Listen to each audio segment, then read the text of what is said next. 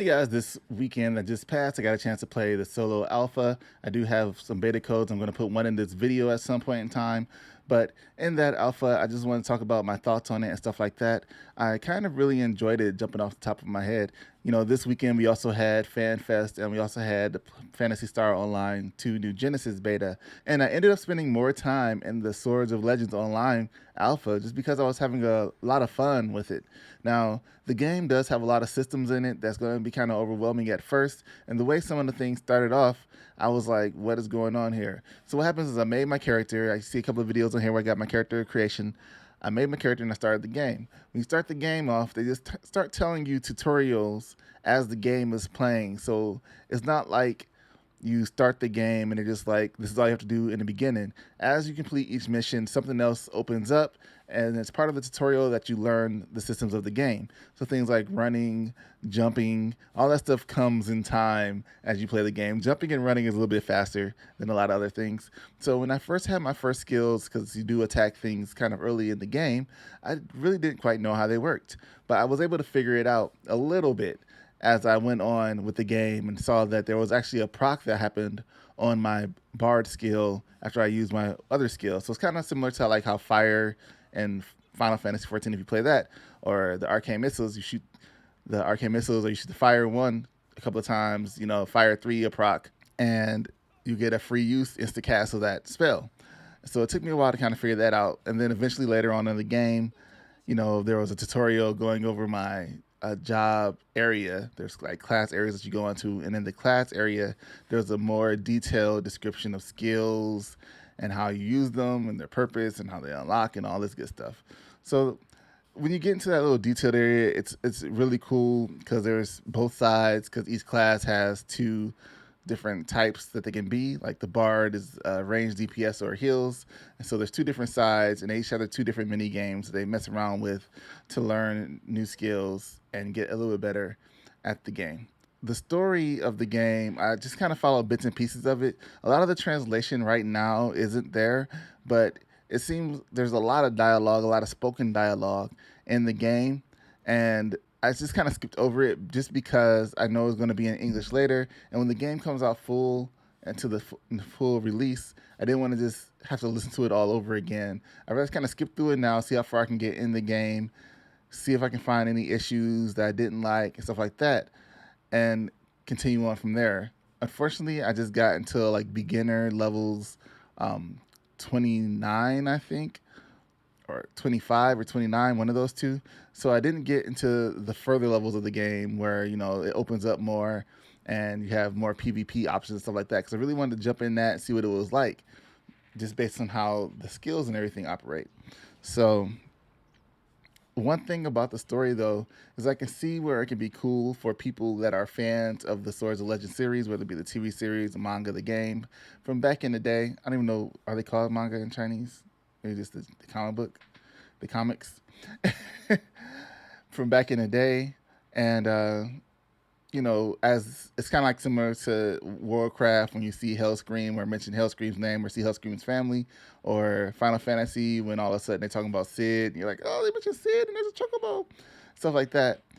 It's similar to that because you're gonna see characters' names that to us aren't going to carry the same to those who don't know Swords of Legend story. It's not going to have the same weight as it will for, you know, those people that do know it, the original audience, because they introduce characters in this fancy way, like there's somebody we're supposed to know, but the names haven't been translated in that alpha that I played, so I couldn't tell you what it was about. One of the cool things that I did like about the game, it's going to sound crazy, but I really like the mounts, and the game does provide some gear, I guess, from what it seems like. Like as you level up, you get chests, and in those chests, there's like certain gear items. But some of those gear items and mounts and stuff are only like regulated to certain days. And I think in this video that you see here, I have like a outfit on that was unlocked, but it's only like a limited time outfit for like 7 days. So you can still get cool clothes through the game system, but they won't be permanent unless you buy them in the store. And one of the things that I kind of liked about the mounts, even though I don't have any plans on buying any mounts, is that they all have their own like special move fast ability. So when they fly in the air, you can go fast and it does like the zoom, super fast movement. And if you press the space bar again, they do a special like animation, and it's so cool. Some of these animations, you can also jump up and do the double jump into the glide and summon your mount that way, and that also has a special animation. And so that level of detail I thought was just kind of cool. You get a mount already. It's the sword mount that you jump on. That one doesn't have a special fly animation, but it does have a special glide mount animation. So there's a lot of text, there's a lot of quests. I didn't come to a point where I felt I was just grinding. The quests though were just really a lot of fetch quests. They did serve a purpose to the story though, so they weren't just like stupid fetch quests. They were like your character had a voice. Well, he didn't have a voice. They had speech dialogue. The other characters talked and your character responded. And your character had a personality. So that's very important also into helping the dialogue, make you feel like you're more part of the story in the game and stuff like that, because your character had dialogue, had a personality, and you're taking the part of that character or playing it from that character's point of view. One of the interesting things I thought about the game was when you change your headpiece, your hairstyle actually changes. That was pretty wild. A lot of people can run around in the game and do different quests and stuff like that. And if they get stuck on a quest, they can hit a button that calls out into chat, into the world for help on a quest. I thought that was kind of neat. I don't know if anybody actually came to anybody for any help, but that was kind of cool. And then the dungeons, you can do like from 1 to 3 player dungeons. They have some like the Final Fantasy trust system where you can have some comrades go into the dungeon with you. I think they're called comrades, where they're like NPCs, computer controlled AI that can run the dungeon with you. They suck just as well as the trust sucks. They don't attack until you attack. That's really one of the bad things about the trust, I think. But overall, though, I had a lot of fun with Swords of Legend Online. I only did the one class. Like I said, I was trying to push it forward. I did create the Reaper class, and it is a class that I do want to try out in this upcoming beta, which is going to be Friday, May 21st. They're going to have another beta popping off. And I'm going to be jumping on that. I'll probably stream it on Twitch, where I'll be giving away some more beta codes. I only have a handful. And if you want to check that out, that's going to be on twitch.tv/DeathMonkeyXL. And that's it. So far, I enjoyed the game. There are some issues with the UI. There are some issues with the dialogue not being translated properly. All the language still in Chinese, even though in the live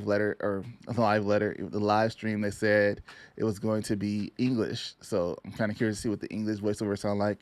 Hope that's in here. They charge you for everything in the store. So if you just want to change your eye color or change your eyebrow or your skin color, you're going to get charged in the store. So when they say it's a cosmetic store, they really mean it's a cosmetic store.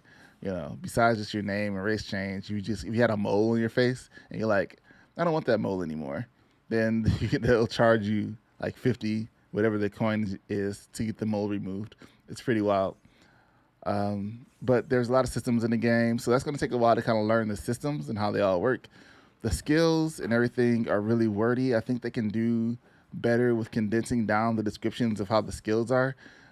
But other than that, I think overall, like the gameplay, well, the targeting was a little weird to get used to, because it does an action combat type system, or you can do your regular combat system. I spend a lot of time with my traditional combat system where I use my mouse to turn and hit the keys at the right time, and then you can do where you just use your mouse to turn, look around, and use your mouse buttons to use your attacks, and it's only like 1 or 2 attacks, and then from there it's using your keys. So I did it the other way, where I use my mouse pointer and the keys. But tab targeting, it'll target like the furthest thing from you instead of the closest, and can kind of cause some issues at sometimes where you're trying to attack something right in front of you, and it pulls the thing in the back, and that thing pulls the thing in front of you. But it's okay. It's fun. It's a fun game.